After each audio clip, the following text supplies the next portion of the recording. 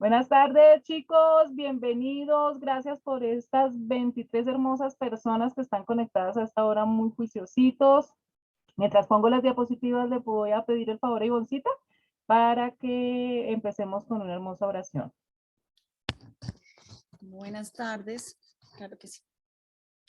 Amado Señor Jesucristo, en tu nombre estamos aquí reunidos. Gracias, Señor, porque tú levantas aquí vida, Señor, a través de tu palabra.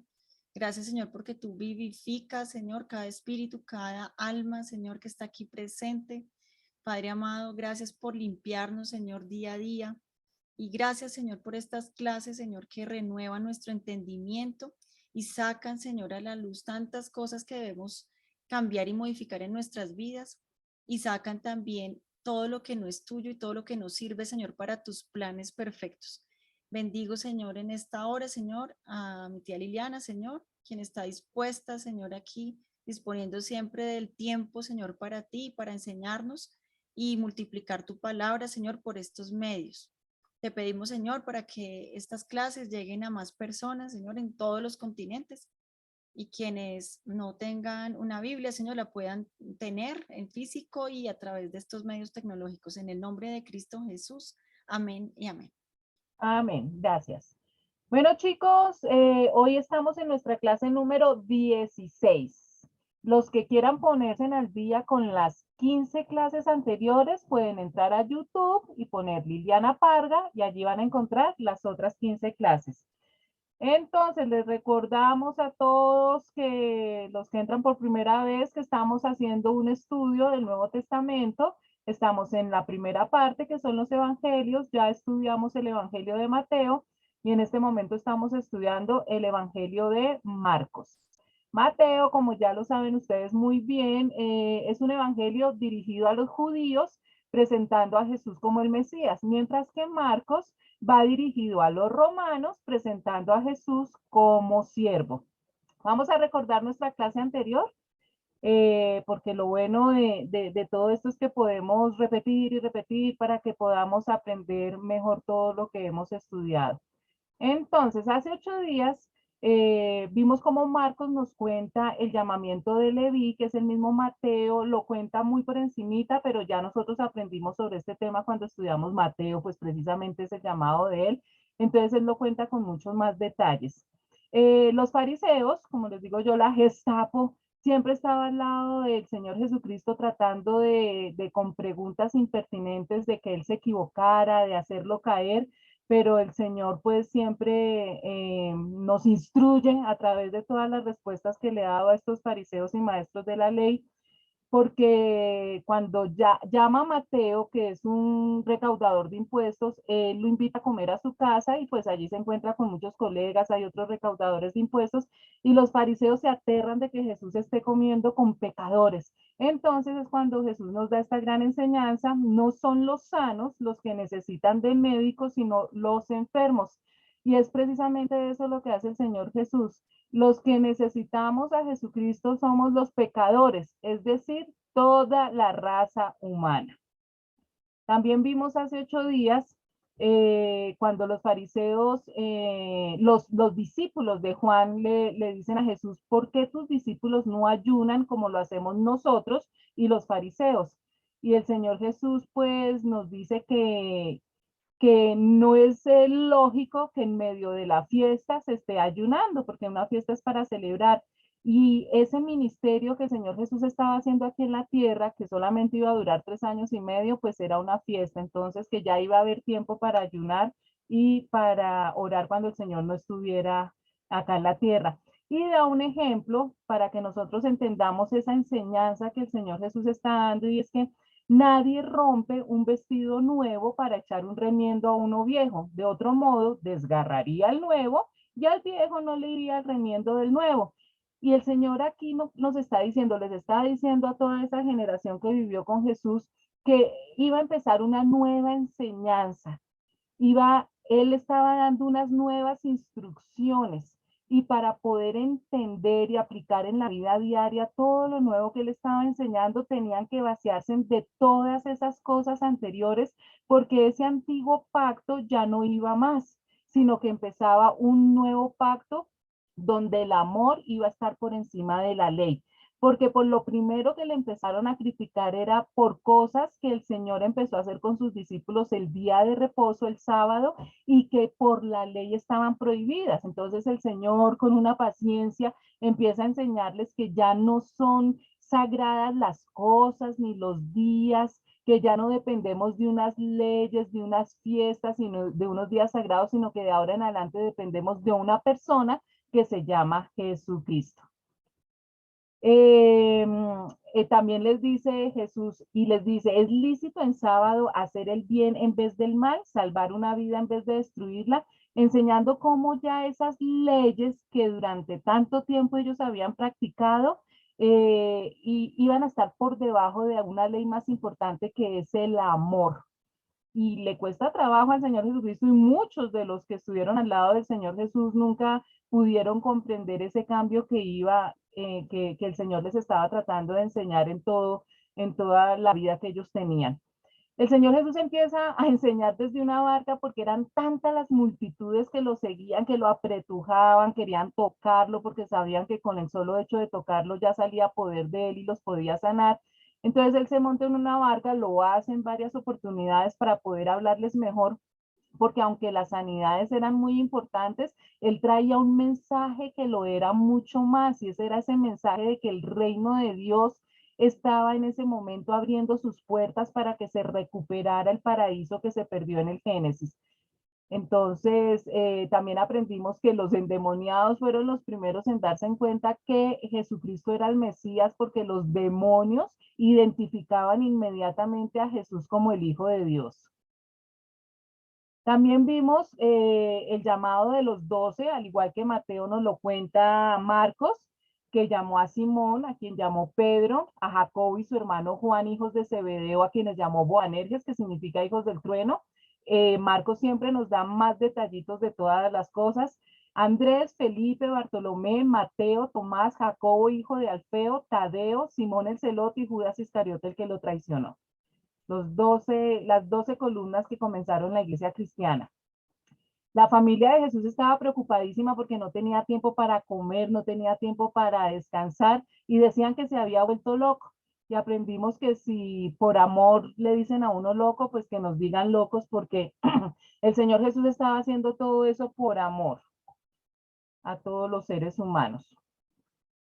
Los fariseos entonces empiezan a decirle a Jesús que él hace todos esos milagros y todas esas sanidades por el poder de Belcebú. Belcebú era un dios filisteo pagano que también se le conocía como el señor de las moscas, es decir, que le estaban diciendo que trabajaba era para Satanás. Y ahí es cuando aprendemos sobre el pecado imperdonable. No escuchar al Espíritu Santo, que es el que nos guía a la verdad, es rechazar a Jesucristo, y rechazar a Jesucristo es el pecado que no tiene perdón. Jesús nos enseña algo también importantísimo cuando dice, mi madre y mis hermanos son los que escuchan la palabra de Dios. Aprendimos la importancia que hay en las relaciones sanguíneas, en nuestra familia, pero que hay una familia espiritual que es mucho más importante, porque al fin y al cabo con ellos vamos a pasar toda la eternidad. Y para el mismo Jesús, su familia, su madre, su padre y sus hermanos son aquellos que escuchan la palabra de Dios. Vimos nuevamente la parábola del sembrador, que ya la habíamos visto en Mateo, entonces pues simplemente la recordamos leyendo los versículos. Pero aprendimos que cuando confiamos en Dios, Él nos transforma para bien cada día, aunque no sepamos cómo. Y eso fue a través de una enseñanza de cómo una semilla se siembra y empieza a crecer sin que nosotros nos demos cuenta. Así el Señor, aunque a veces no nos damos cuenta, día a día nos está transformando para que nos parezcamos más a Él. Jesús calma hasta la peor tempestad de tu vida. Jesús, vemos en la Biblia, en el Nuevo Testamento, una historia cuando Jesús calma la tormenta, Él está durmiendo, calma la tormenta, y eso mismo nos enseña a nosotros, que no tengamos miedo, que debemos mantener la calma en medio de la tormenta y confiar, porque nuestra vida es así, como el mar, unas veces calmadito, pero otras veces con tormentas muy fuertes. Ya habíamos visto en Mateo también la historia del endemoniado gadareno, que apenas el Señor Jesús llega a pisa tierra, el endemoniado se da cuenta que es el Hijo de Dios el que llega, Mateo no nos lo cuenta, todos estos detallitos lo aprendemos aquí con Marcos, que su nombre era Legión. Aprendimos que una legión romana estaba constituida por 6.000 soldados, es decir, que el Gadareno tenía 6.000 demonios. Jesucristo lo libera, los demonios van a un hato de cerdos que se van por un despeñadero, y a raíz de eso los ciudadanos de Gadara no quieren que Jesús entre a la ciudad, imagínense, no quiere que Jesús haga milagros allá y lo echan de la ciudad, pero él le pide al hombre que ya había sido sanado que sea el portador de las buenas nuevas para toda la ciudad, ya que él pues no tiene prohibido entrar a la ciudad para dar las buenas nuevas de salvación. Cuando el Señor llega nuevamente al otro lado del lago, lo está esperando un funcionario llamado Jairo y le ruega que por favor vaya a su casa porque su hija está muriendo, está muy enferma y está agonizando. Y cuando él va de camino rápidamente para la casa de Jairo, se encuentra con la famosísima mujer que sana de la hemorragia. Mientras el Señor está hablando con la mujer y sanándola, llegan los siervos del funcionario a avisarle que ya la hija ha muerto, que no moleste más al maestro. Y Jesús le dice que no se entristezca, que lo único que tiene que hacer él es creer para que se le cumpla su deseo. Efectivamente, Jesús va a la casa del funcionario, va a la casa de Jairo, y dice que la niña no está muerta, sino dormida, y se empiezan a burlar de él. Por eso es que él solamente entra con 3 discípulos, el papá y la mamá de la niña, los otros se perdieron el milagro por la incredulidad. Jesús llama a la niña y la niña resucita. Entonces este es un milagro hermosísimo que se lo pierde la mayoría de la gente por su incredulidad.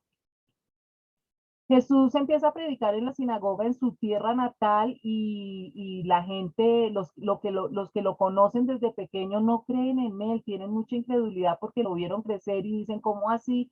Si él es el hijo del carpintero, lo vimos crecer con todos sus hermanos y hay mucha incredulidad en su tierra natal. Y ahí hay una gran enseñanza de cómo debemos desechar la incredulidad y que nuestra fe aumente para poder ver milagros, para poder, recuerden que con nosotros no es ver para creer, sino creer para ver. Y se me trabó. Y aquí entonces empezamos ya tema nuevo para este día. Vamos entonces en Marcos capítulo 6, versículos del 7 al 11. Y dice, Jesús recorría los alrededores enseñando de pueblo en pueblo.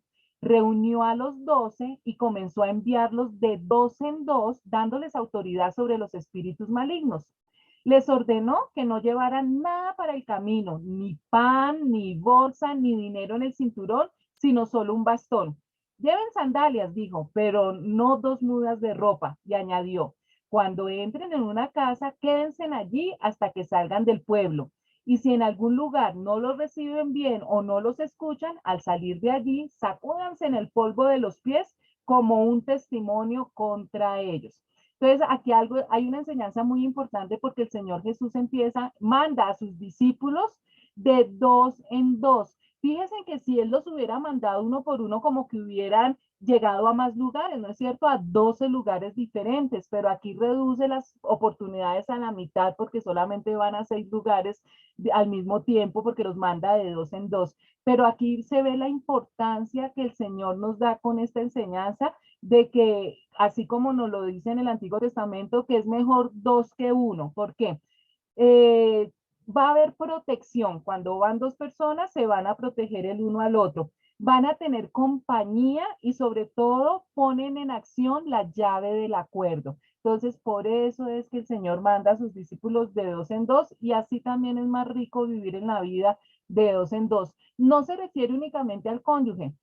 El ejemplo que da en el Antiguo Testamento es para los esposos, pero cuando no se tiene un cónyuge, pues entonces también es el tener un buen amigo, el tener con la familia también una comunión, pero lo importante es no estar totalmente solo.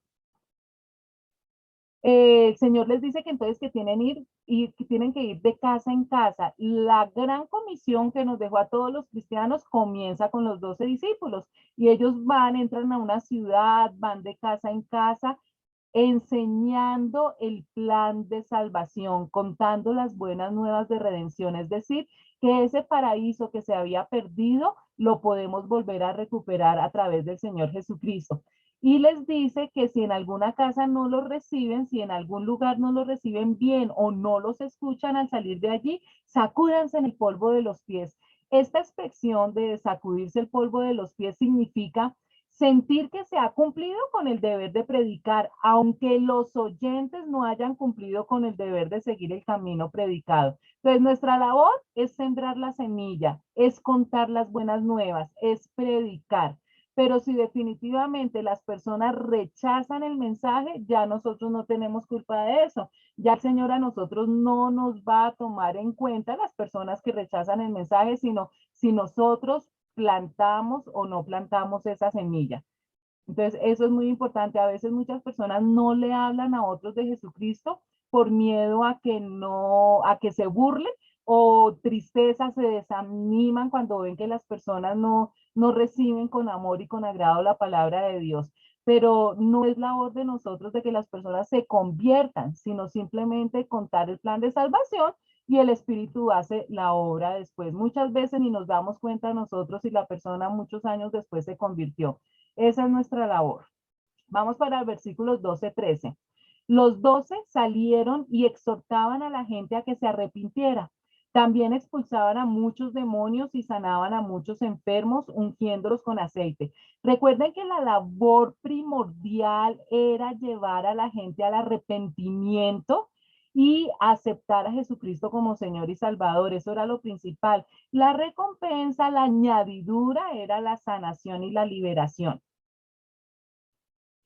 El rey Herodes se enteró de esto, pues el nombre de Jesús se había hecho famoso. Algunos decían, Juan el Bautista ha resucitado y por eso tiene poder para realizar milagros. Otros decían, es Elías. Otros, en fin, afirmaban, es un profeta como los de antes. Pero cuando Herodes oyó esto, exclamó, Juan, al que yo mandé que le cortaran la cabeza, ha resucitado. Y aunque aquí nos están contando la historia de los discípulos que se van de dos en dos, como que se devuelve Marcos para contarnos la historia de Herodes, que ya la habíamos visto también en Mateo. Aquí importante destacar que se había hecho notorio el nombre de Jesús y llegó esto a noticias del mismo rey Herodes. Era ya tanta la multitud que seguía a Jesús. Miren que este dato es muy, muy importante porque es que Jesús no pasó desapercibido, no fueron 3 o 4 gatos que escucharon al Señor Jesucristo, sino que fueron ciudades enteras que se enteraron de la existencia de Jesucristo, que vieron con sus propios ojos los milagros que él realizaba. Por eso es que el Jesús histórico, la gente que dice que Jesús no existió, que no hizo todos esos milagros, está muy equivocada porque la vida del Señor Jesucristo y su ministerio tiene más testigos que cualquier otro individuo en la historia. Yo les ponía el ejemplo, jamás se ha dudado de la existencia de Sócrates, de Platón, de Aristóteles, y sin embargo ellos vivieron 500 años antes de Jesucristo y no tuvieron tantos testigos presenciales como lo tuvo el Señor Jesucristo. No hay absolutamente ninguna duda a nivel histórico de que Jesús existió y que realizó todos estos milagros. El que lo niega es pura ignorancia histórica. Sigamos, versículos 17-20. En efecto, Herodes mismo había mandado que arrestaran a Juan y que lo encadenaran en la cárcel. Herodes se había casado con Herodías, esposa de Felipe, su hermano, y Juan le había estado diciendo a Herodes, la ley te prohíbe tener a la esposa de tu hermano.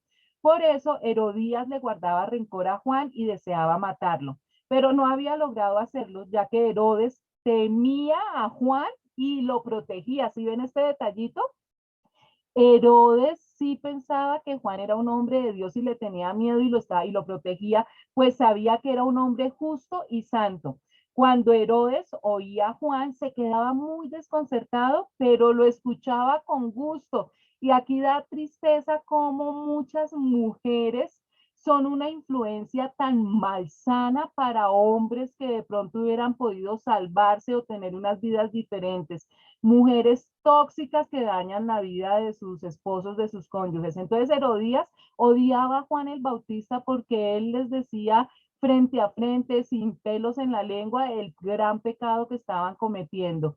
Entonces, pues buscaba matarlo, pero Herodes oía a Juan, meditaba en él y le gustaba lo que escuchaba. Si hubiera tenido una mujer sabia a su lado, muy seguramente se hubieran convertido. El daño que hace una mujer que necia, que no es sabia. Por fin se presentó la oportunidad. En su cumpleaños, Herodes dio un banquete a sus altos oficiales, a los comandantes militares y a los notables de Galilea. La hija de Herodías entró en el banquete y bailó, y esto agradó a Herodes y a los invitados. Pídeme lo que quieras y te lo daré, le dijo el rey a la muchacha, y le prometió bajo juramento, te daré cualquier cosa que me pidas, aun cuando sea la mitad de mi reino. Ella salió a preguntarle a su madre, ¿qué debo pedir? La cabeza de Juan el Bautista, contestó. Enseguida se fue corriendo la muchacha a presentarle al rey su petición. Quiero que ahora mismo me des en una bandeja la cabeza de Juan el Bautista. El rey se quedó angustiado, pero a causa de sus juramentos y en atención a los invitados, o sea, le importó más lo que dicen los hombres, no quiso desairarla. Así que enseguida envió a un verdugo con la orden de llevarle la cabeza de Juan. El hombre fue, decapitó a Juan en la cárcel y volvió con la cabeza en una bandeja. Se la entregó a la muchacha y ella se la dio a su madre. Al enterarse de esto, los discípulos de Juan fueron a recoger el cuerpo y le dieron sepultura. Acá se mezclan una cantidad de cosas, ¿no es cierto? La maldad de Herodías, su corazón sanguinario, no importarle pues hacer ese pedido de que le cortaran la cabeza a Juan, la cobardía de Herodes, la falta de pantalones, bueno, en esa época no usaban pantalones, pero no, ese miedo a no quedar mal ante los hombres y no importarles quedar mal ante Dios, hacen que Juan el Bautista sea asesinado. Bueno, y entonces aquí volvemos nuevamente a la historia que estábamos contando, y es que los apóstoles de dos son dos estaban en todas las ciudades predicando y sanando.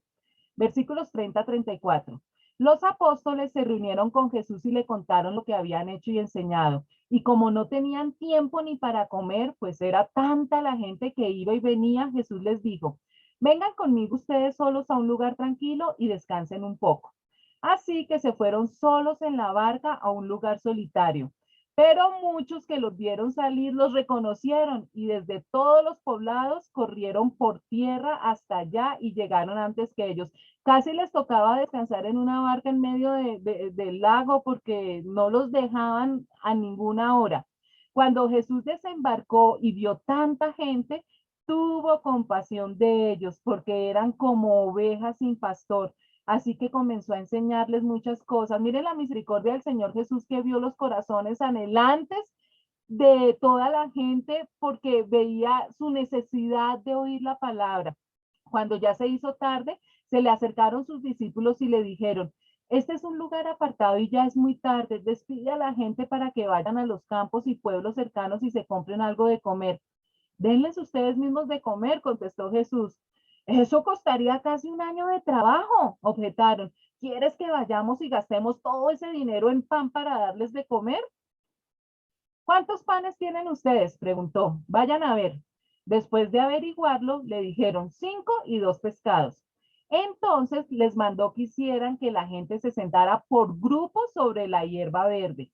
Así que ellos se acomodaron en grupos de 100 y de 50. Jesús tomó los 5 panes y los 2 pescados y mirando al cielo los bendijo. Luego partió los panes y se los dio a los discípulos para que se los repartieran a la gente.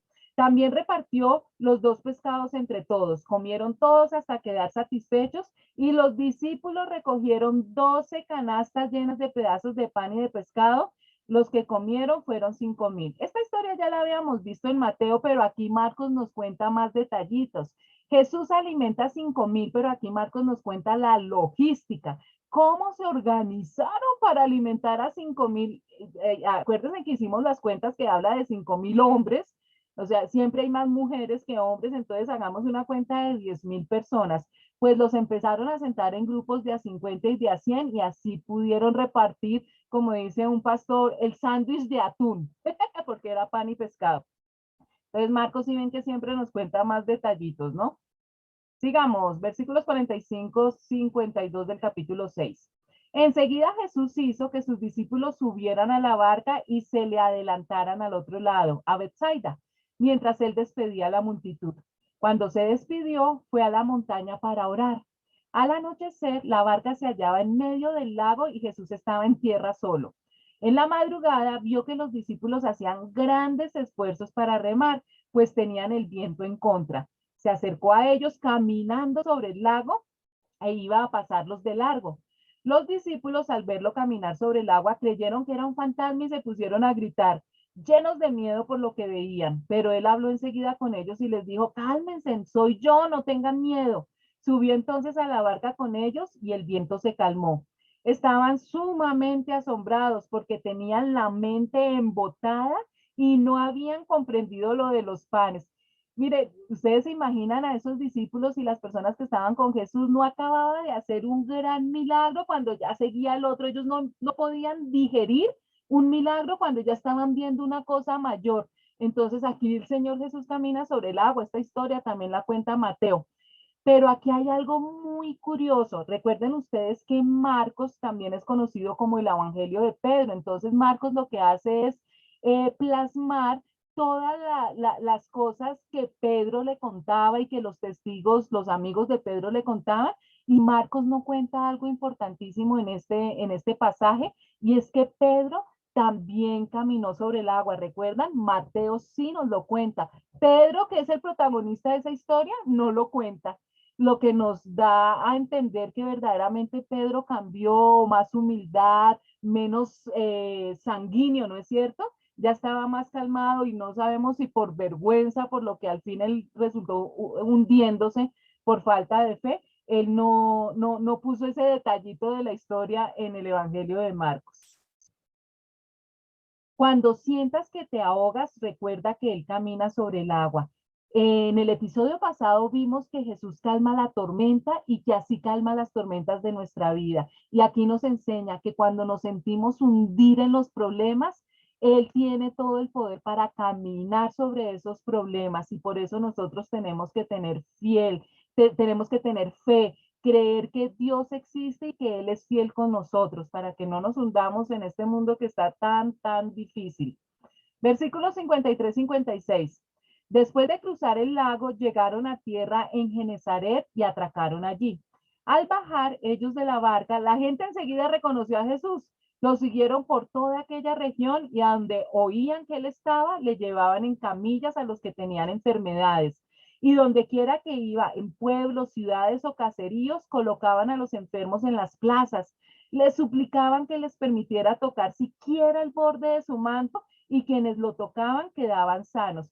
La gente aprendió después del milagro de la mujer con flujo de sangre que con simplemente tocarlos de ella salía poder, y por eso empezaron a tocarlo. Ahora, recuerdan que Marcos nos está presentando a Jesús el siervo, por eso es que él nos cuenta tantas historias donde Jesús está rodeado de gente, donde Jesús está sirviendo a la gente, sanándolos y predicándoles. Entonces, él nos cuenta, Marcos nos cuenta muchísimas más historias del contacto de Jesús con las multitudes que los otros evangelios, porque él quiere que nosotros nos demos cuenta cómo Jesús vino a servirnos.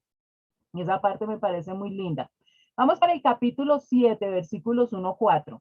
Los fariseos y algunos de los maestros de la ley que habían llegado de Jerusalén se reunieron alrededor de Jesús y vieron a algunos de sus discípulos que comían con manos impuras, es decir, sin habérselas lavado. Fíjense que mandaban comitivas desde Jerusalén para estar pendientes de lo que hacía y no hacía Jesús, de lo que decía y de lo que no decía, y de todas las personas que lo rodeaban, especialmente sus discípulos, para caerle con cosas, con que supuestamente atraparlo en sus mentiras. Entonces aquí, miren este detalle, uy, están comiendo sin lavarse las manos. Versículo 3, en efecto, los fariseos y los demás judíos no comen nada sin primero cumplir con el rito de lavarse las manos, ya que están aferrados a la tradición de los ancianos. Al regresar del mercado no comen nada antes de lavarse y siguen otras muchas tradiciones, tales como el rito de lavar copas, jarras y bandejas de cobre.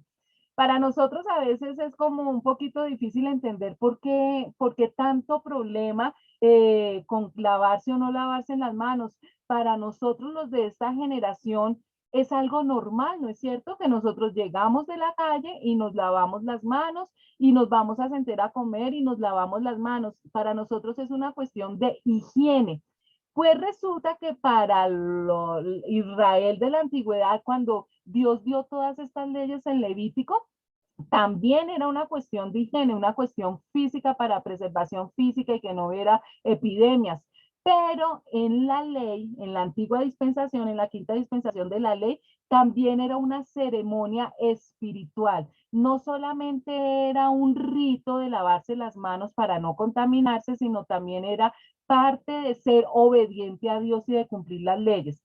Entonces, cuando el Señor Jesús adrede hace esto de no lavarse las manos, es para enseñarles algo muy importante, de la ley ya está por debajo del amor y de la gloria a Dios. Entonces, para nosotros es normal lavarnos las manos, ¿no es cierto? Así que los fariseos y los maestros de la ley le preguntaron a Jesús, ¿por qué no siguen tus discípulos la tradición de los ancianos en vez de comer con manos impuras? Él les contestó, tenía razón Isaías cuando profetizó acerca de ustedes, hipócritas.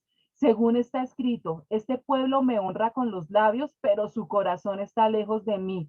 En vano me adoran, sus enseñanzas no son más que reglas humanas. Ustedes han desechado los mandamientos divinos y se aferran a las tradiciones humanas. Y a mí me encanta porque una de las cosas que he aprendido ahorita con este estudio de los evangelios es que el Señor Jesús trataba bien fuerte a los fariseos y a todas las personas necias y duras de corazón. Él les decía con palabras bien fuertes lo hipócritas y ese corazón tan duro que tenían. Y aquí está recordando Jesús una parte del Antiguo Testamento que está en Isaías capítulo 29, versículo 13, que dice, con sus labios me honran, pero su corazón está lejos de mí.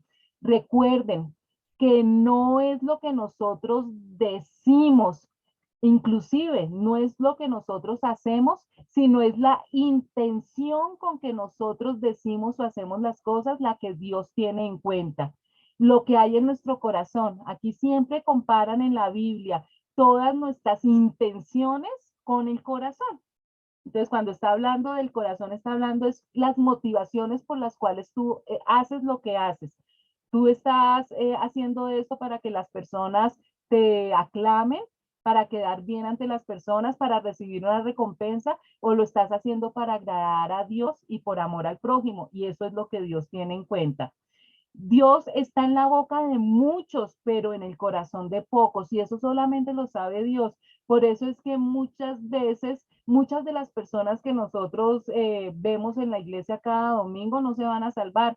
Alguien decía que en el cielo, cuando estemos en el cielo, nos vamos a aterrar porque vamos a buscar personas que creíamos que iban a estar y no las vamos a encontrar. En cambio, sí nos vamos a sorprender de ver personas que creíamos que no iban a estar allá, pero que allá están, porque es la intención, el corazón lo que cuenta.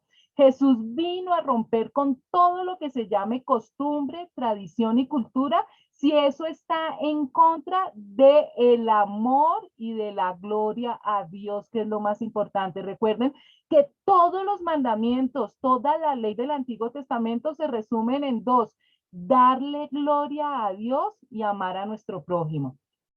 Por eso el Señor es tan enfático en esto. Y añadió el Señor Jesús, qué buena manera tienen ustedes de dejar a un lado los mandamientos de Dios para mantener sus propias tradiciones. Por ejemplo, Moisés dijo, honra a tu padre y a tu madre, y el que maldiga a su padre o a su madre será condenado a muerte. Ustedes, en cambio, enseñan que un hijo puede decirle a su padre o a su madre, cualquier ayuda que pudiera haberte dado es corbán, es decir, ofrenda dedicada a Dios. En ese caso, el tal hijo ya no está obligado a hacer nada por su padre ni por su madre. Así, por la tradición que se transmiten entre ustedes, anulan la palabra de Dios y hacen muchas cosas parecidas. E infortunadamente hay muchas iglesias hoy en día que primero están las tradiciones que los mandamientos, que la palabra de Dios, desafortunadamente lo vemos mucho en la Iglesia Católica, que para ellos es más importante las tradiciones de hombres. Lo que se acostumbraba a hacer es que eso siempre lo hemos hecho así, que los mandamientos de Dios. Y eso lo condena rotundamente Dios. Y el Señor Jesucristo con todas sus palabras lo está diciendo. No son más importantes las tradiciones que el mandato de Dios. Así se haya hecho por 1000 años, pero si está equivocado, se tiene que dejar de hacer porque es más importante el mandamiento. Ustedes dejan de lado el mandamiento de Dios por seguir la tradición de los hombres. Entonces, toda tradición, toda costumbre que nosotros estemos haciendo, siempre tenemos que medirla con la palabra de Dios. Si está correcto en la palabra de Dios, pues sigamos haciendo eso. Pero si la tradición está en contra de lo que dice la Biblia, tenemos que dejar de hacer esas tradiciones. Así nos lo haya enseñado nuestro tatarabuelo, bisabuelo, abuelo, papá, pero si lo están haciendo mal, tienen que dejar de hacerlo. Si quieren obedecer a Dios, pero si ustedes prefieren obedecer a los hombres que a Dios, pues sigan haciendo esas cosas que a Dios lo entristecen y no les gustan. No podemos hacer nada más. De nuevo Jesús llamó a la multitud. Escúchenme todos, dijo, y entiendan esto. Nada de lo que viene de afuera puede contaminar a una persona. Más bien, lo que sale de la persona es lo que la contamina. En el Antiguo Testamento había una serie de reglas y de leyes que daban a entender que la parte externa, que las cosas que se hacían externamente era lo que valía, pero ya Jesús estaba cambiando eso. Lo que sale de la persona es lo que contamina, no lo que entra. Después de que dejó a la gente y entró en la casa, sus discípulos le preguntaron sobre la comparación que había hecho. Tampoco ustedes pueden entenderlo, les dijo. ¿No se dan cuenta de que nada de lo que entra en una persona puede contaminarla? Porque no entra en su corazón, sino en su estómago. Y después va a dar a la letrina, a la taza, al baño. Con esto Jesús declaraba limpios todos los alimentos. Luego añadió, lo que sale de la persona es lo que la contamina, porque de adentro del corazón humano salen los malos pensamientos, la inmoralidad sexual, los robos, los homicidios, los adulterios, la avaricia, la maldad, el engaño, el libertinaje, la envidia, la calumnia, la arrogancia y la necedad. Todos estos males vienen de adentro y contaminan a la persona. Aunque nosotros estamos en un mundo donde seguimos unas leyes físicas y estamos acostumbrados a un entorno que nos obliga a tener cuidado con el aseo, y ahora más que todavía pues estamos hasta ahora saliendo de una pandemia donde el lavarse las manos y el gel y el alcohol y todo eso se volvió tan importante. Ya está comprobado que muchas de las pestes de la antigüedad, la peste negra y todas esas pestes de la Edad Media fueron resultado de la falta de higiene. Es muy importante, definitivamente, pero lo que el Señor no nos está diciendo que nosotros debemos dejar de bañarnos y de lavarnos las manos, sino que eso no es lo más importante, porque es que nosotros tenemos una vida después de esta vida y nosotros tenemos que aprender a distinguir qué cosas van a durar toda la eternidad y qué cosas son temporales únicamente para esta vida terrenal que llevamos. Y tenemos como personas sabias que distinguir entonces cuáles son nuestras prioridades. Sí, debemos tener aseo en nuestra vida física, pero realmente lo que va a durar por toda la eternidad es lo que sale del corazón. Si yo me meto un alimento que no esté bueno, pues me va a dar soltura, me voy a enfermar, pero realmente más contamina para la vida espiritual y la vida futura, no lo que yo me meto, sino lo que sale de mi corazón. Entonces hay que tener cuidado en eso, declarar. Y bueno, lo primero también que nos enseña aquí este pasaje es que Jesús por primera vez empieza a nombrar, a declarar los alimentos limpios. En el Antiguo Testamento habían muchas reglas, ellos tenían muchas prohibiciones de alimentos impuros que no podían alimentarse de ellos ni manipularlos. Pero con esta declaración y un hecho que va a pasar más adelante con Pedro, perdón, Jesús declara todos los alimentos limpios, ya no hay esa prohibición de que podemos comer o no comer unos alimentos. Entonces, volviéndose a la multitud, Jesús hizo una declaración de enorme importancia. Declaró que no es lo que entra en la boca lo que contamina al hombre, sino lo que sale de la boca.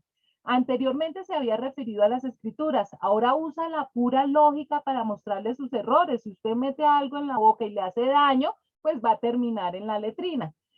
¿Cómo pueden los alimentos contaminar al hombre siendo que no entran en el corazón? Pues contaminan el estómago, pero no el corazón. Mientras que lo que sale, todas las cosas malas que tenemos los seres humanos salen del corazón. Los malos pensamientos, los adulterios, fornicaciones, homicidios, todo eso es lo malo que sale y de eso es lo que tenemos que cuidarnos. Jesús partió de allí y fue a la región de Tiro. Entró en una casa y no quería que nadie lo supiera, quería echarse un motocito, pero no pudo pasar inadvertido. De hecho, muy pronto se enteró de su llegada una mujer que tenía una niña poseída por un espíritu maligno, así que fue y se arrojó a sus pies. Esta mujer era extranjera, sirofenicia de nacimiento, y le rogaba que expulsara al demonio que tenía su hija. Esta historia también la vimos en Mateo, pero aquí Marcos nos cuenta otros detallitos que Mateo no nos contó. Entonces, nos dice exactamente de dónde es la mujer. Y fíjense que este episodio viene después de una fuerte controversia con los fariseos y los escribas, con lo de que no se lavan las manos. Jesús salió de Galilea y se fue más allá de sus fronteras, a tierras gentiles en la región de Tiro y de Sidón, en Fenicia, un país que ocupaba el litoral mediterráneo entre los montes del Líbano y el mar. Jesús hizo la mayoría de sus milagros, el 99.9% de su ministerio. Jesucristo estuvo en Israel, todo lo que es Galilea, toda Israel, pero como encontró tanta incredulidad en su propia tierra, a veces en muy poquitas ocasiones salió de Israel y se fue a ciudades cananeas. Y acá nos va a dar una gran enseñanza porque miren toda la oposición que encontró en Israel, ¿no es cierto? Los fariseos eran judíos, los maestros de ley eran judíos, los ciudadanos de toda esa región eran judíos y encontró mucha oposición y llega a una tierra que no es de judíos, que es de gentiles, que son cananeos, y miren la fe tan impresionante que encuentra entre ellos. Entonces, Mateo simplemente nos dijo de esta mujer que era una mujer cananea, es decir, que no era judío. Marcos es más específico, diciéndonos que es una persona de origen sirio-fenicio y que tenía una hija poseída por un demonio. Y la mujer entonces insiste en que por favor el Señor Jesús sane a su hija. Deja que primero se sacien los hijos, replicó Jesús, porque no está bien quitarles el pan a los hijos y echárselos a los perros. Sí, señor, respondió la mujer, pero hasta los perros comen debajo de la mesa las migajas que dejan los hijos.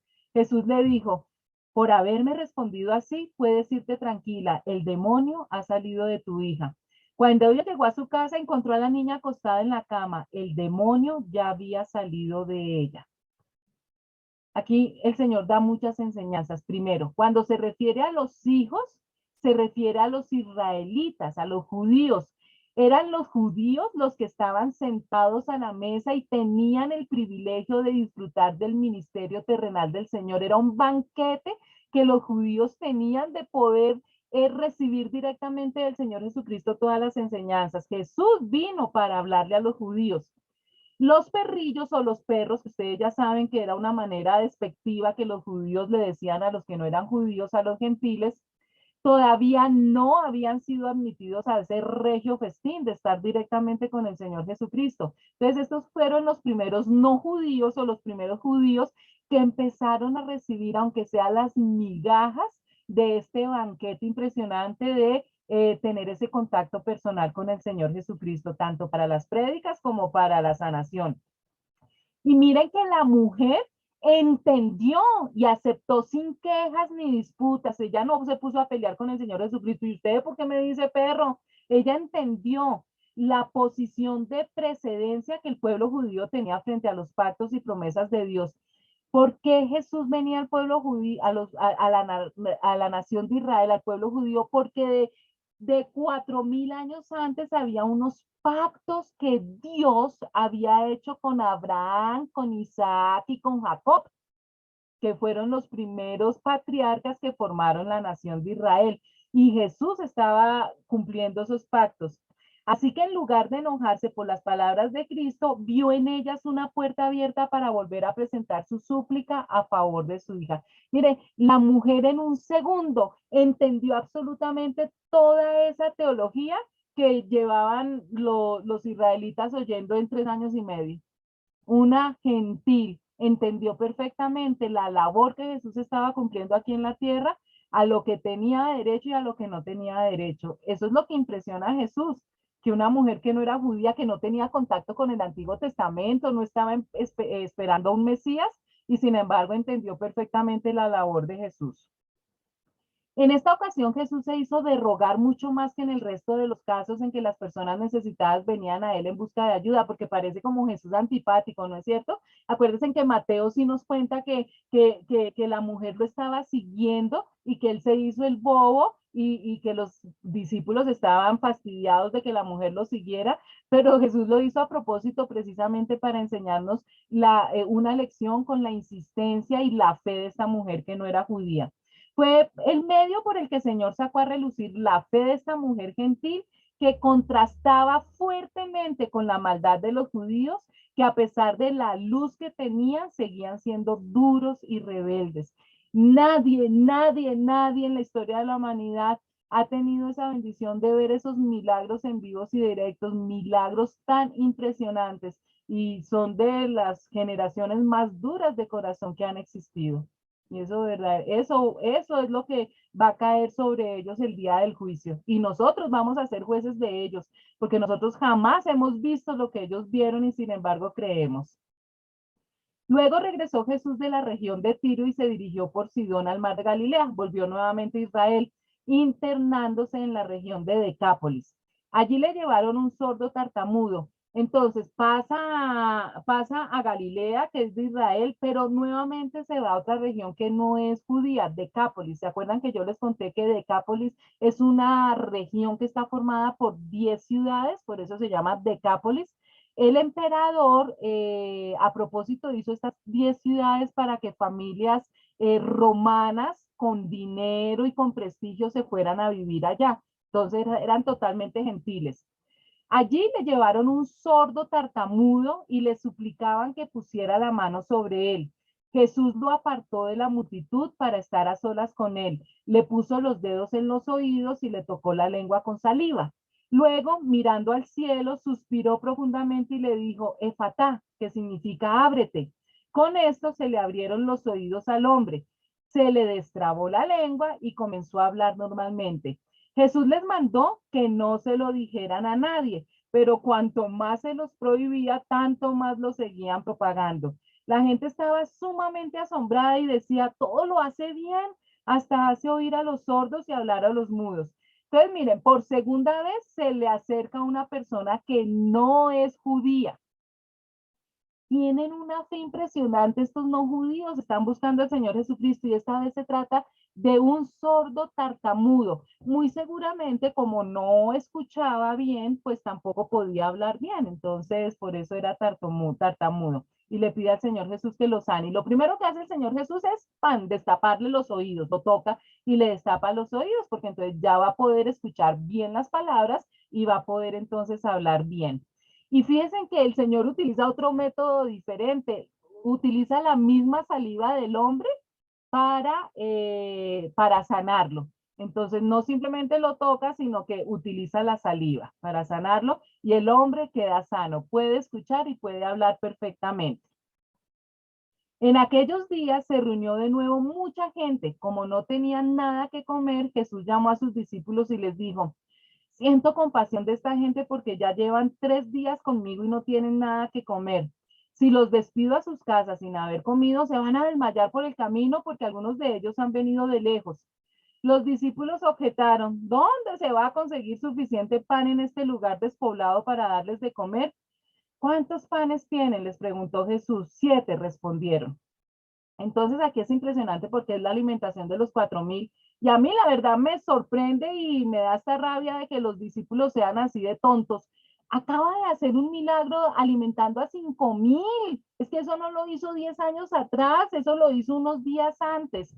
Y cuando Jesús les dice que les den de comer, ¿qué debieron haber hecho ellos? Decir, claro, Jesús, claro, Señor, vamos a buscar a ver si aquí hay un pan, aunque sea que sabemos que tú así haya un pan, vas a darle alimento a todos. No, nuevamente ellos objetaron y dudaron. Entonces, definitivamente la paciencia del Señor Jesús con ellos era inmensa como la tiene con nosotros también. Entonces mandó que la gente se sentara en el suelo. Tomando los 7 panes, dio gracias, los partió y se los fue dando a sus discípulos para que los repartieran a la gente, y así lo hicieron. Tenían además unos cuantos pescaditos. Dio gracias por ellos también y les dijo a los discípulos que los repartieran. La gente comió hasta quedar satisfecha. Después los discípulos recogieron 7 cestas llenas de pedazos que sobraron. Los que comieron eran unos 4,000. Tan pronto como los despidió, Jesús se embarcó con sus discípulos y se fue a la región de Dalmanauta. Fíjense que aquí, aunque eran menos los comensales, también sobraron menos canastas. O la gente tenía más hambre y comió más, o definitivamente la incredulidad y la falta de atención de los discípulos hizo que ya lo que sobraba fuera menor. O sea, ya el milagro fue reduciéndose por la incredulidad de ellos. Marcos capítulo 8, versículo 11-13. Llegaron los fariseos y comenzaron a discutir con Jesús. Para ponerlo a prueba le pidieron una señal del cielo. Él lanzó un profundo suspiro y dijo, ¿por qué pide esta generación una señal milagrosa? Les aseguro que no se le dará ninguna señal. Entonces los dejó, volvió a embarcarse y cruzó al otro lado. Y me encanta como dice aquí la Biblia que Jesús lanzó un suspiro como diciendo, ay, esta gente no es más bruta porque no es más grande, pero lo dicen de una manera muy decente, ¿no? Los fariseos están pidiendo una señal del cielo, pero Jesús ya había llenado la región con pruebas indubitables. Restableció a lisiados, curó enfermos, limpió leprosos, calmó el mar, alimentó hambrientos e incluso resucitó a los muertos. Miren, pedir más señales era evidentemente un insulto. O sea, ¿qué más querían estos duros de corazón? Versículos 14-18. A los discípulos se les había olvidado llevar comida y solo tenían un pan en la barca. Tengan cuidado, les advirtió Jesús. Ojo con la levadura de los fariseos y con la de Herodes. Ellos comentaban entre sí, lo dice porque no tenemos pan. Al darse cuenta de esto, Jesús les dijo, ¿por qué están hablando de que no tienen pan? ¿Todavía no ven ni entienden? ¿Tienen la mente embotada? Ustedes tienen 2 dedos de frente. Es que tienen ojos pero no ven y oídos pero no oyen. ¿Acaso no recuerdan cuando partí los 5 panes para los 5,000? ¿Cuántas canastas llenas de pedazos recogieron?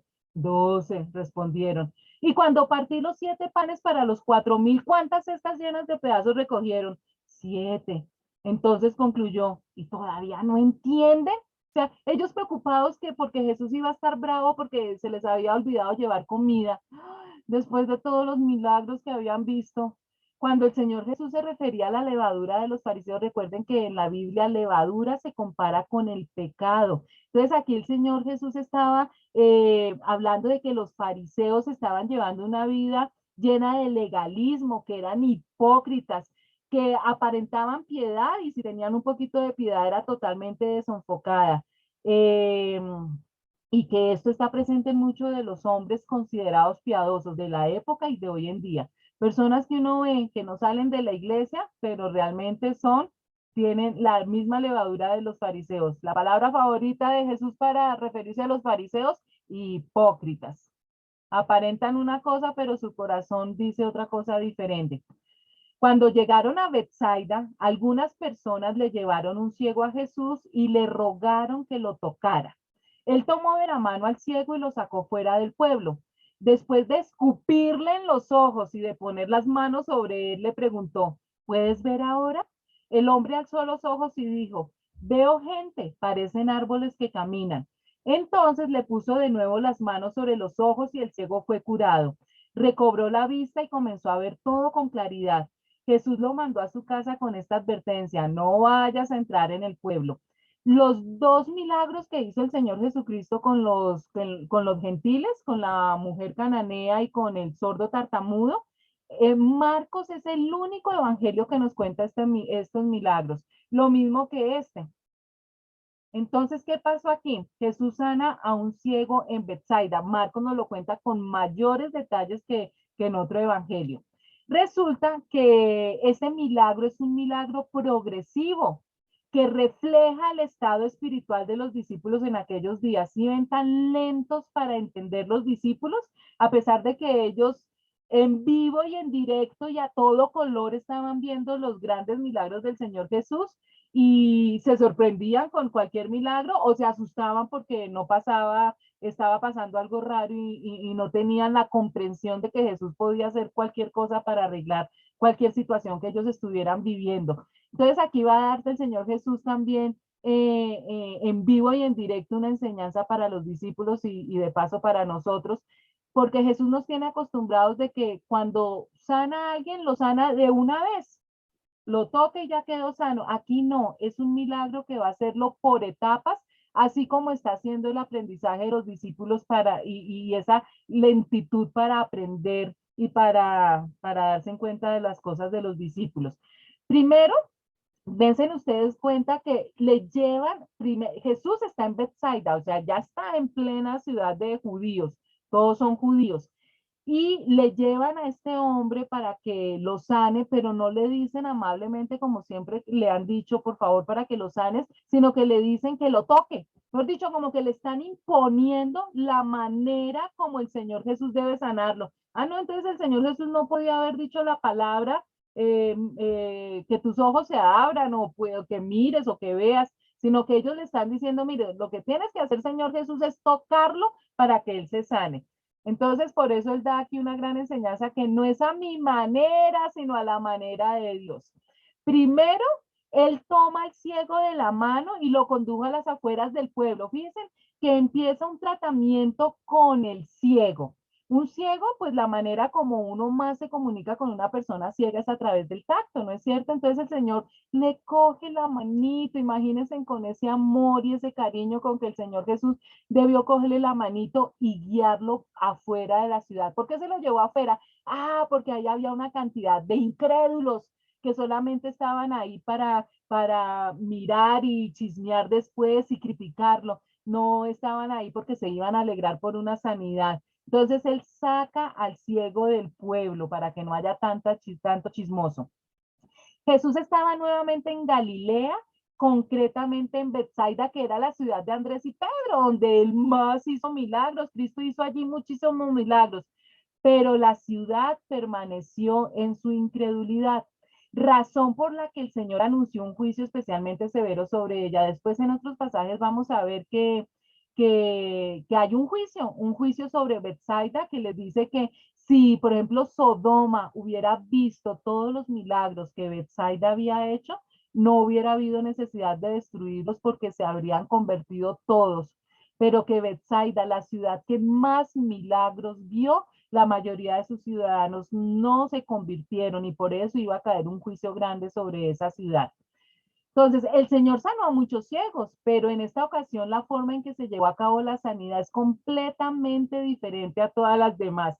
Nunca oímos antes ni vamos a volver a cómo Jesús echó saliva en el lodo y eso fue lo que le puso en los ojos. De la misma manera, cada uno de nosotros, Dios nos busca y nos llama a la conversión de una forma distinta, atendiendo siempre a nuestras circunstancias y necesidades concretas.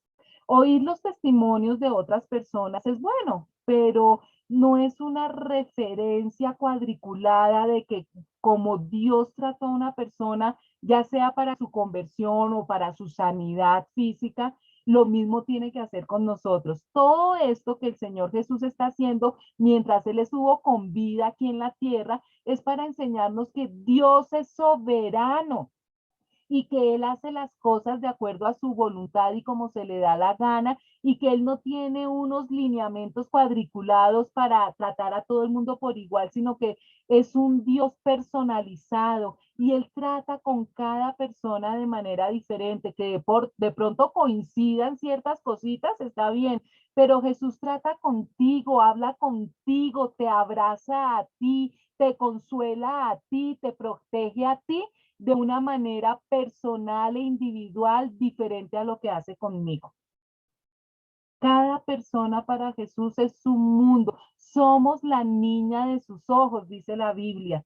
Entonces Él no coge a todo el mundo como fábrica china, puedes hacer 1.000 millones de no. Cada uno de nosotros somos especiales para el Señor Jesús. Jesús usó métodos que Él pudiera entender. Aquí está pensando en el ciego. Acuérdense que el ciego con el tacto es que puede entender más y todo lo que hace Jesucristo desde el momento en que lo cogió de la mano es tocándolo. Que entonces Jesús usó métodos que el ciego pudiera entender y sobre todo sentir. El hecho de que Jesús le guiara de la mano hasta afuera de la ciudad fue el comienzo, pero luego continuó poniendo saliva en sus ojos y colocando sus manos sobre él. En todo esto apreciamos el acercamiento e intimidad con la que Jesús le estaba tratando. Sin duda quería que le entendiera, pero aún más que confiara en él. De pronto el Señor Jesús notó la angustia, el dolor, el miedo que tenía el ciego y lo empezó a calmar dándole un masaje de lodo. ¡Qué rico! Imagínense, con saliva santa. Entonces, Jesús pensando en el ciego, en el amor que le estaba demostrando con esta sanidad, y le pregunta, ¿ves algo? Y mire que el ciego dice, veo gente, parecen árboles que caminan, lo que nos da a entender que el ciego no era ciego de nacimiento, porque él reconocía lo que era la gente y reconocía lo que eran los árboles. La Biblia no nos lo cuenta, pero entonces él perdió la vista después. Hubo un tiempo que pudo ver y por eso sabía distinguir lo que era una persona y lo que era un árbol. Y entonces aquel ciego no era el único que tenía dificultades para ver en Bethsaida. Los discípulos tenían el mismo problema. Con este milagro progresivo, el Señor estaba obrando también en los discípulos para disipar de ellos las tinieblas y que así pudieran ver con claridad quién era realmente Jesús. Todos los milagros que Jesús había hecho y los discípulos seguían dudando, no comprendían lo que estaba pasando. Y este milagro es lo que se conoce como el segundo toque, que es lo que nos pasa también a muchas personas hoy en día. El Señor Jesucristo nos habla a través de una persona, a través de una prédica, a través de una circunstancia, pero nosotros no entendemos. Algo similar ocurre también con todos los hombres. Nadie llega a comprender toda la verdad de golpe. Es cierto que hay personas que se convierten después de escuchar la primera predicación, pero normalmente es un proceso que lleva su tiempo, mientras el Espíritu de Dios va convenciendo a la persona de su necesidad y de quién es Jesús. Nuestra comprensión de Dios y de su revelación es progresiva y avanza según crecemos en la fe. Entonces, es una bendición para las personas que con su primera prédica entienden el plan de salvación. No es que entiendan toda la Biblia ni entiendan a Dios, sino que entienden el plan de salvación y lo que toca empezar a hacer. Pero sí hay personas que lo hacen. Bien, la cogí de una, comprendí, perdí algo que no sabía que había perdido, lo quiero recuperar y lo puedo recuperar a través de Jesucristo y tengo que conocer a Jesucristo. Pan, entendieron lo importante. Pero hay personas que no, desafortunadamente la mayoría de personas se les explica, vuelve y se les explica, se les hace un croquis en plastilina y ya llega un momento en que definitivamente no entendieron y pobrecitos, nada que hacer con ya esos corazones tan duros y esas mentes tan embotadas. El segundo toque. ¿Necesitas tú un segundo toque? ¿Cuánto tiempo llevas viendo estas clases, oyendo otros predicadores? ¿Ya tomaste tu decisión por Cristo? Esto no es una broma, chicos. Solamente en esta vida terrenal, tú decides dónde vas a pasar la eternidad. ¿La vas a pasar con Jesucristo o la vas a pasar con Satanás? Y tienes que tomar la decisión ya. No puedes seguir siendo tibio y seguir siendo mediocre. Si tú todavía no has aceptado a Jesucristo como Señor y Salvador, ¿qué estás esperando? Y el ciego ve con toda claridad. Nuevamente nos encontramos con algo a lo que el Señor nos tiene acostumbrado, la prohibición de divulgar el milagro. El propósito sería evitar provocar entusiasmos desmedidos que dificultaran el progreso de su obra. El Señor no quería que lo siguieran por lo que él hacía, sino por lo que él era, por lo que él es. No es ir tras el milagro, sino tras el Señor de los milagros. Entonces el Señor Jesús por eso no quería que eso se volviera pues un desorden ahí, pero nadie le hacía caso cuando él les decía que no lo divulgaran y por eso tantas multitudes lo seguían. Versículos 27-30. Jesús y sus discípulos salieron hacia las aldeas de Cesarea de Filipo. En el camino les preguntó, ¿quién dice la gente que soy yo? Unos dicen que Juan el Bautista, otros que Elías y otros que uno de los profetas, contestaron. ¿Y ustedes quiénes dicen que soy yo? Tú eres el Cristo, afirmó Pedro. Jesús les ordenó que no hablaran a nadie acerca de él. Y miren que aquí pasa algo curioso. Ya lo habíamos visto en Mateo cuando el Señor Jesús le pregunta, bueno, ¿y la gente qué está diciendo quién soy yo? Y acuérdense en que es Pedro el que dice la frase célebre, tú eres el Cristo, el Hijo del Dios viviente. Pero aquí Marcos no nos cuenta más detalles, porque Mateo sí nos cuenta algo importantísimo, que es cuando el Señor Jesús dice, tú eres Petros y sobre esta Petra edificaré mi iglesia y toda esa enseñanza grandísima que hay alrededor de eso. Y aunque Pedro es el protagonista de este evangelio, él también se queda calladito. ¿Sí ven? Si fuera verdaderamente lo que la Iglesia Católica enseña, que Pedro fue el primer papa y que sobre él fue que se construyó la Iglesia cristiana, pues aquí en Marcos, que es el Evangelio de Pedro, pues lo hubiera también destacado. Pero mire que ni siquiera lo cuentan. Aquí simplemente dicen lo importante de todo este relato y es que Jesucristo es el Mesías, el Hijo del Dios viviente. Entonces, esto nos comprueba lo equivocada de esa conclusión que sacaron. Y yo les pregunto a ustedes, ¿quién dices tú que es Jesucristo? ¿Es simplemente un profeta? ¿Es el Hijo de Dios? Pilas, no dejen pasar más tiempo si todavía no han recibido a Jesucristo como Señor y Salvador. Luego comenzó a enseñarles, el Hijo del Hombre tiene que sufrir muchas cosas y ser rechazado por los ancianos, por los jefes de los sacerdotes y por los maestros de la ley. Es necesario que lo maten y que a los 3 días resucite. Habló de esto con toda claridad. Recuerdan que en Mateo contamos 5 oportunidades en que el Señor Jesús les dijo a los discípulos que lo iban a matar, pero que él iba a resucitar. Pues aquí Marcos también nos dice y añade, y habló de esto con toda claridad.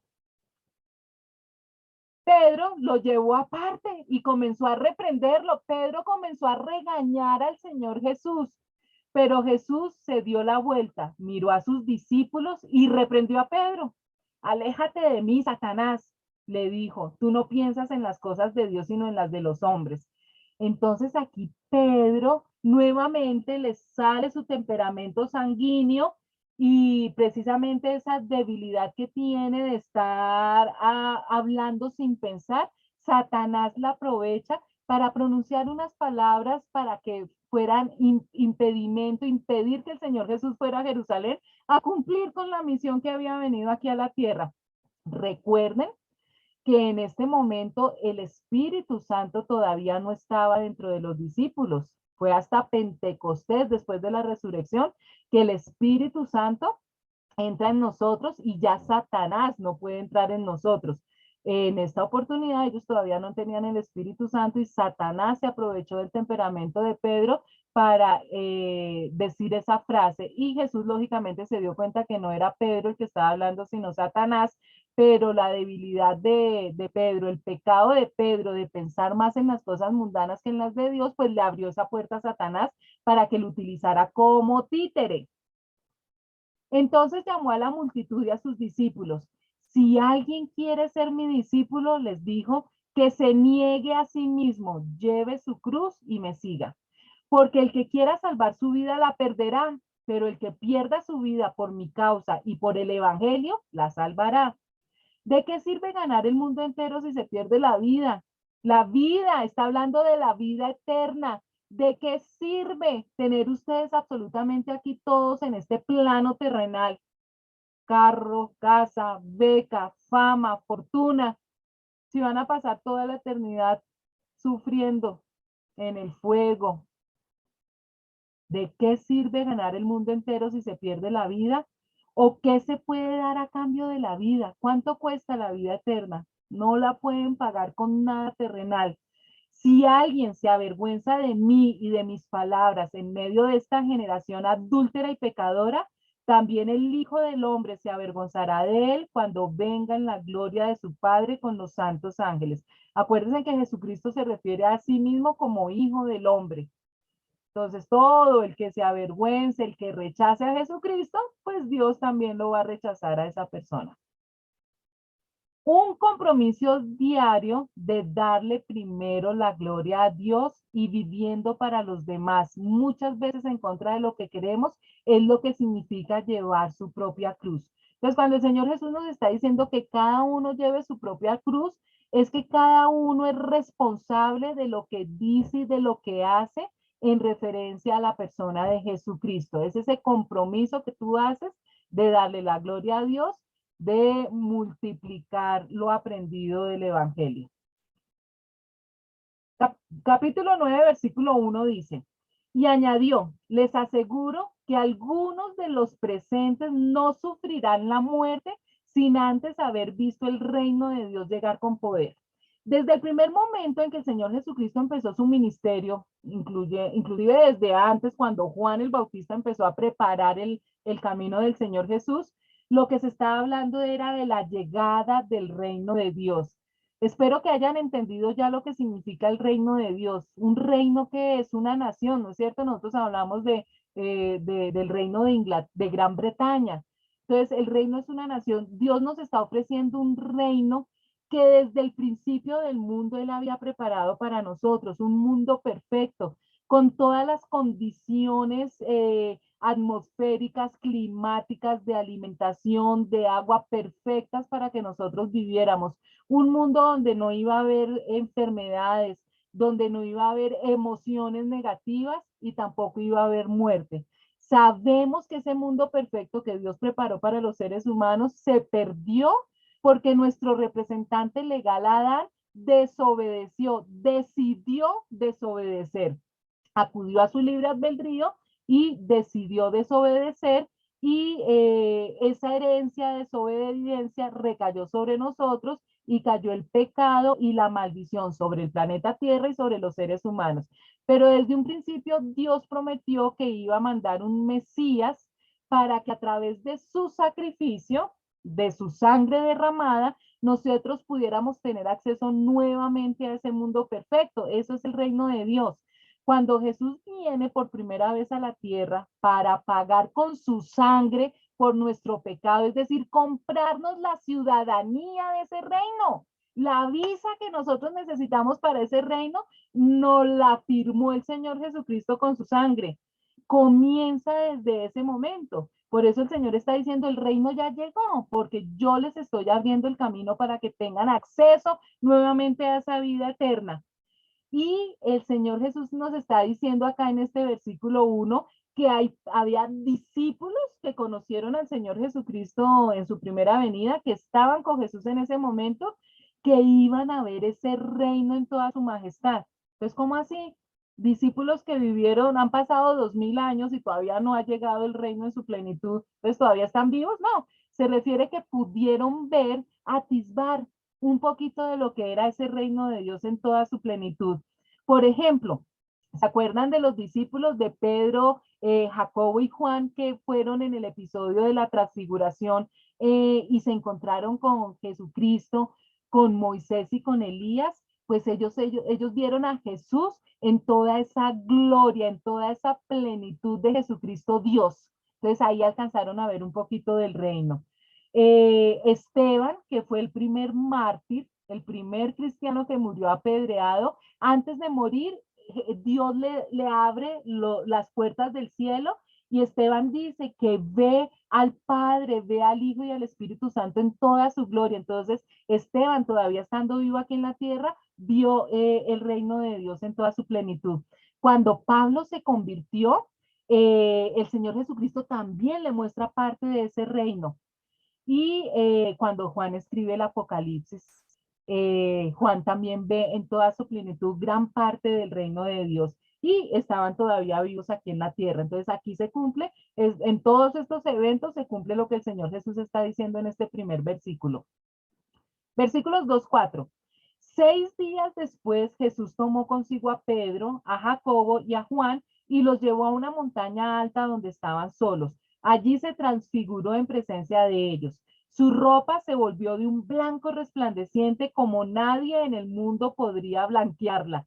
Y se les aparecieron Elías y Moisés, los cuales conversaban con Jesús. Entonces, esto también lo estudiamos en Mateo, el episodio de la transfiguración. Estos 3 discípulos tienen el privilegio de ver a Jesucristo en toda su gloria divina y ven 2 personajes muy amados para los judíos del Antiguo Testamento, Moisés como representante de la ley y Elías como representante de los profetas. Además, esto también es una muestra de lo que va a venir en el rapto de la iglesia. Moisés como representante de los muertos en Cristo que van a resucitar y Elías como representante de los que no mueren y van a ser raptados. Entonces esto tiene un significado espiritual del pasado y del futuro muy importante. Versículos 5-8. Tomando la palabra, Pedro le dijo a Jesús, ahí está otra vez Pedrito, ¿no? Rabí, qué bien que estemos aquí, mejor dicho, tan de buenas tú que estoy yo acá, ¿no? Podemos levantar 3 albergues, uno para ti, otro para Moisés y otro para Elías. No sabía qué decir porque todos estaban asustados. Aquí Marcos nos aclara que el Pedro de los nervios habla muchas babosadas. Entonces, como en vez de quedarse callado, entonces dice cualquier cosa. ¿Cómo hay de personas así, no? Versículo 7. Entonces apareció una nube que los envolvió, de la cual salió una voz que dijo, este es mi hijo amado, escúchenlo. Aquí no estamos para que le hagan albergues ni holocaustos ni nada a otras personas que no sea sino a Jesús. De repente, cuando miraron a su alrededor, ya no vieron a nadie más que a Jesús. Entonces, nuevamente, nuestro amigo Pedro en todo su temperamento sanguíneo trabajando. Mientras bajaban de la montaña, Jesús les ordenó que no contaran a nadie lo que había visto. Habían visto hasta que el Hijo del Hombre se levantara de entre los muertos. Menos mal que sí dejó que nos contara este episodio, nunca nos habíamos enterado de esto. Guardaron el secreto, pero discutían entre ellos qué significaría eso de levantarse de entre los muertos. Ya varias veces les había dicho que él iba a resucitar y no entendieron qué significa levantarse de entre los muertos. Lentos, ¿no? Bien lentos los discípulos. Versículos 11-13. ¿Por qué dicen los maestros de la ley que Elías tiene que venir primero? Le preguntaron. Sin duda, Elías ha de venir primero para restaurar todas las cosas, respondió Jesús. Pero entonces, ¿cómo es que está escrito que el Hijo del Hombre tiene que sufrir mucho y ser rechazado? Pues bien, les digo que Elías ya ha venido y le hicieron todo lo que quisieron, tal como está escrito de él. Esto también ya lo habíamos estudiado con Mateo. Recuerdan que en el Antiguo Testamento hay un profeta Elías, un instrumento de Dios impresionante. Le tocó vivir una época terrible cuando Israel estaba más, bueno, es que hay tantas épocas de la nación de Israel en que se apartan de Dios de una manera tan descarada, empiezan a seguir dioses ajenos y este profeta le tocó vivir episodios muy difíciles en su vida.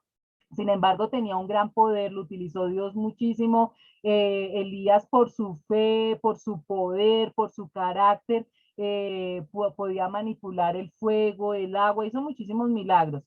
Entonces, lo vimos por primera vez en vivo y en directo como profeta en el Antiguo Testamento. El Señor Jesús dice que ese carácter de ese profeta de la antigüedad va a reflejarse también en un personaje del Nuevo Testamento que es Juan el Bautista, que también predica con ese poder y con ese carácter. Acabamos de verlo en el episodio de la transfiguración que nuevamente nos habla de Elías. Qué personaje tan importante. Y ustedes todavía no lo saben, pero cuando empecemos a estudiar el Apocalipsis nos vamos a topar nuevamente con Elías, porque hay 2 personajes que se conocen como los 2 testigos que también vuelven a ser estos mismos hombres de Dios, Moisés y Elías. Entonces, muy utilizados en la antigüedad, mientras Jesús estuvo aquí en la tierra y en el futuro, estos 2 personajes. Cuando llegaron a donde estaban los otros discípulos, vieron que a su alrededor había mucha gente y que los maestros de la ley discutían con ellos. Tan pronto como la gente vio a Jesús, todos se sorprendieron y corrieron a saludarlo. ¿Qué están discutiendo con ellos?, les preguntó. Entonces viene Jesús con los 3 discípulos después de la transfiguración y ven que hay un alboroto espantoso, están peleando los discípulos con una cantidad de personas. Maestro, respondió un hombre de entre la multitud, te he traído a mi hijo, pues está poseído por un espíritu que le ha quitado el habla. Cada vez que se apodera de él, lo derriba, echa espumarajos, cruje los dientes y se queda rígido. Les pedí a tus discípulos que expulsaran al espíritu, pero no lo lograron. Ah, generación incrédula, respondió Jesús. ¿Hasta cuándo tendré que estar con ustedes? ¿Hasta cuándo tendré que soportarlos? Jesús bravito regañándolos. Tráiganme al muchacho. Así que se lo llevaron. Tan pronto como vio a Jesús, el espíritu sacudió de tal modo al muchacho que éste cayó al suelo y comenzó a revolcarse echando espumarajos. ¿Cuánto tiempo hace que le pasa esto?, le preguntó Jesús al padre. Desde que era niño, contestó. Muchas veces lo ha echado al fuego y al agua para matarlo.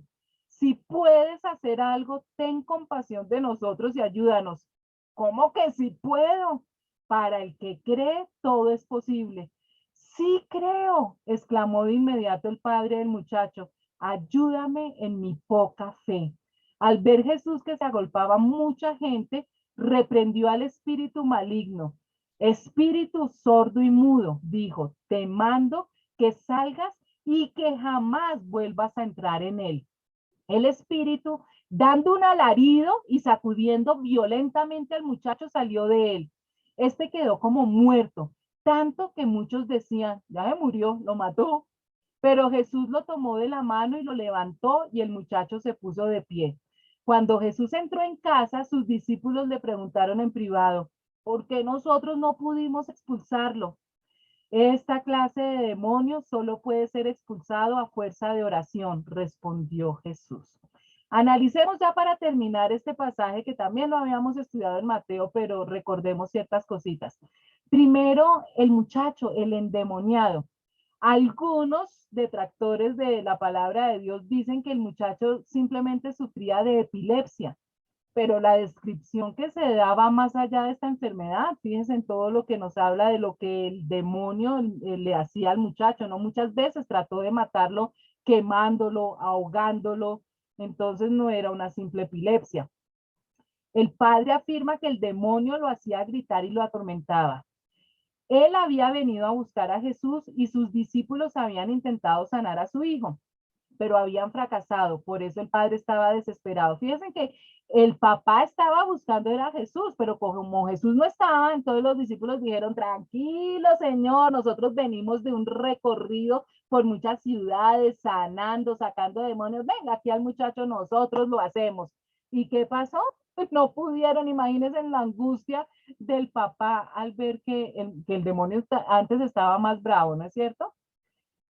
Hablemos de ese clamor desesperado del papá.